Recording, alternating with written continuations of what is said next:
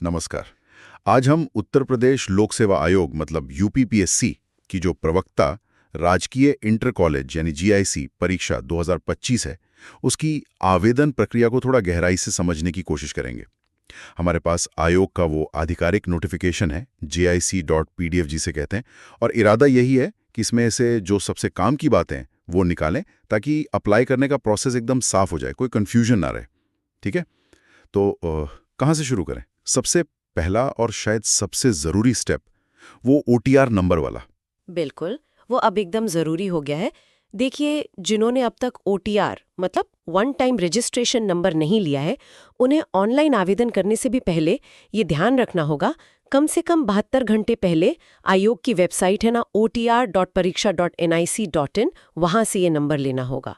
अच्छा, 72 घंटे पहले? हाँ, इसे आप पहला कदम मानिए। ये नंबर जब मिल जाएगा, उसके बाद ही uppsc.up.nic.in पर जाकर आप मुख्य आवेदन फॉर्म भर पाएंगे। यानी प्लानिंग पहले से करनी होगी, लास्ट मिनट वाला चक्कर नहीं चलेगा। और ये पूरी प्रक्रिया ऑनलाइन ही है, राइट? हाँ, पूरी तरह ऑनलाइन है और इसके 4 चरण हैं। और देखिए, ये बहुत जरूरी है कि हर स्टेप की, जैसे फीस जमा करना, फाइनल सबमिट करना, और अगर कोई सुधार मतलब करेक्शन करते हैं तो उसकी भी सॉफ्ट कॉपी और हार्ड कॉपी दोनों अपने पास संभाल कर रखें, कभी भी जरूरत पड़ सकती है आगे। और तारीखें, डेट्स तो हमेशा ही क्रिटिकल होती है। बहुत ज्यादा। आवेदन तो देखिए 12 अगस्त 2025 से शुरू हो ही गए हैं। अच्छा, शुरू हो गए हैं? हाँ, और ऑनलाइन परीक्षा फीस जमा करने की और फॉर्म फाइनल सबमिट करने की जो आखिरी तारीख है वो है 12 सितंबर 2025। 12 सितंबर? जी। और अगर मान लीजिए फॉर्म में कोई गलती रह गई जिसे ठीक करना है, या फीस पेमेंट पे कोई इशू था, तो उसे सुलझाने के लिए जो लास्ट डेट है वो 19 सितंबर 2025 है। मतलब 12 सितंबर तक तो सब लॉक हो जाना चाहिए एक तरह से। और हाँ, नोटिफिकेशन में एक बात लिखी है कि अंतिम तिथि तक जो दावे किए वही माने जाएंगे। इसका क्या मतलब है? हाँ, ये बहुत अहम बात है। आपकी कैटेगरी, आप कहाँ के निवासी हैं, जेंडर, जन्मतिथि, ईडब्ल्यूएस स्टेटस, नाम, पता, मतलब जो भी जानकारी आप 12 सितंबर तक भर देंगे, बस वही फाइनल मानी जाएगी। उसके बाद कोई चेंज नहीं? बिल्कुल नहीं, कोई बदलाव का मौका नहीं मिलेगा। इसीलिए सबमिट बटन दबाने से पहले 2 बार 3 बार चेक कर लेना बहुत जरूरी है, क्योंकि अगर जानकारी गलत निकली तो फॉर्म रिजेक्ट भी हो सकता है। ये तो ध्यान रखना पड़ेगा। अच्छा, अब बात करते हैं वैकेंसीज की। पद कितने हैं इस बार? हाँ, तो देखिए, प्रवक्ता राज के इंटर कॉलेज यानी जीआईसी, इसके लिए कुल 1471 पद हैं।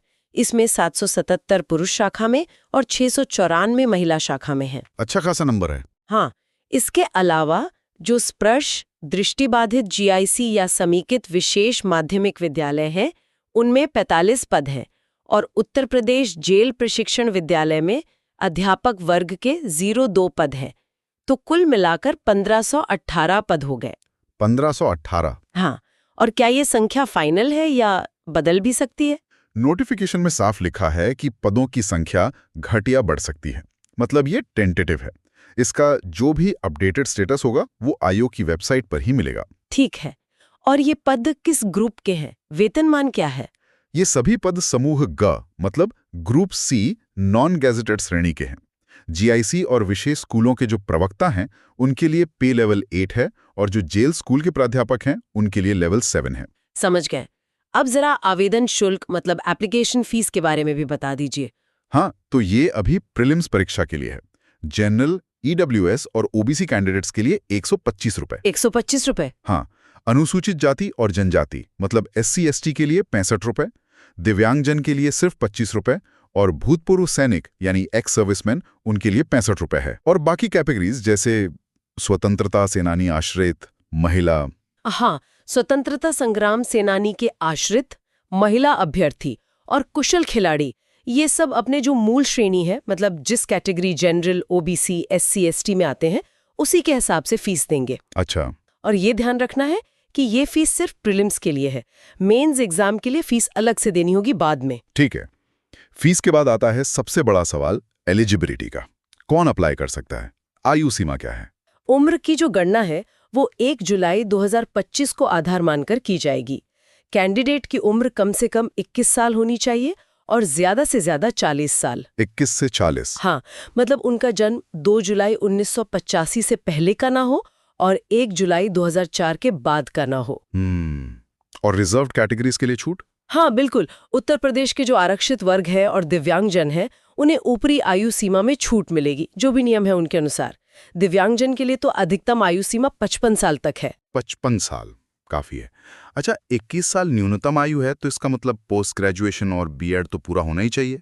एजुकेशनल क्वालिफिकेशन पर थोड़ा और बताइए। हाँ, सीधी सी बात है, जिस विषय के लिए अप्लाई कर रहे हैं उसमें पोस्ट ग्रेजुएशन डिग्री मतलब परास्नातक उपाधि होनी चाहिए, और साथ में एनसीटी से मान्यता प्राप्त बीएड या उसके समकक्ष कोई डिग्री, ये जरूरी है। बीएड अनिवार्य है? अनिवार्य है।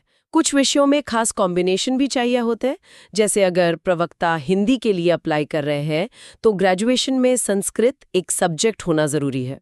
अच्छा, ये सब्जेक्ट कॉम्बिनेशन वाली बात ध्यान रखने वाली है। हाँ, और जो विशेष पद हैं जैसे स्पर्श दृष्टिबाधित स्कूलों के प्रवक्ता या जेल प्राध्यापक, उनके लिए कुछ अलग स्पेसिफिक क्वालिफिकेशंस भी हैं, वो सब नोटिफिकेशन में डिटेल में दिया है। ठीक है, अब जरा आरक्षण के नियमों पर बात कर लें। ये किसके लिए लागू हैं?